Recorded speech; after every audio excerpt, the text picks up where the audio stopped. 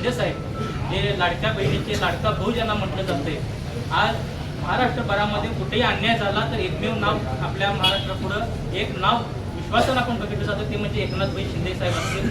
त्यांनी शेतकऱ्यांसाठी असेल किंवा आपल्या लाडक्या बहिणींसाठी असेल, गोरगरिबांसाठी असेल, सर्वसामान्यांसाठी असेल, युवकांसाठी असेल, त्यांचं जे काम आहे. आता मी महानगरपालिका इलेक्शन स्थानिक स्वराज्य संस्थेच्या माध्यमातून यावेळी लढवत होतो, लोकांच्या दारात जेव्हा जात होतो, अगदी 60-70 वर्षाचे वयस्कर लोक सुद्धा एकनाथ शिंदे साहेब आहेत ना, ओके काय अडचण नाही, धनुष्यबाणांना ना ओके. फक्त आजपर्यंत आपल्या सांगली जिल्ह्यामध्ये एक वनखंडे सरांसारखे नेतृत्व नसल्यामुळे शिवसेनेला आज चांगले दिवस नव्हते, पण आज आम्हाला जाणवते की शिवसेनेची ताकद आज किती वाढलेली आहे, शिवसेनेकडे लोकांचा ओढा किती वाढलेला आहे. त्यामुळं आपल्या गावचा विकास जर साधायचा असेल तर आपल्याला धनुष्यबाण, तसंच आपले समीरदादा कदम असतील, आपले लाडके विशालदादा खासदार असतील, या तिन्ही उमेदवारांना भरघोस मतानं निवडून द्यायचं आहे. आणि आपल्या या गावातल्या शिक्षणासाठी असेल, आरोग्यासाठी असेल आणि आपल्या सर्वांगीण गावाच्या विकासासाठी सर्वांनी एक मत देऊन आपल्या या तिन्ही उमेदवारांना भरघोस मताने निवडून द्यायचं एवढेच आवाहन या ठिकाणी करतो.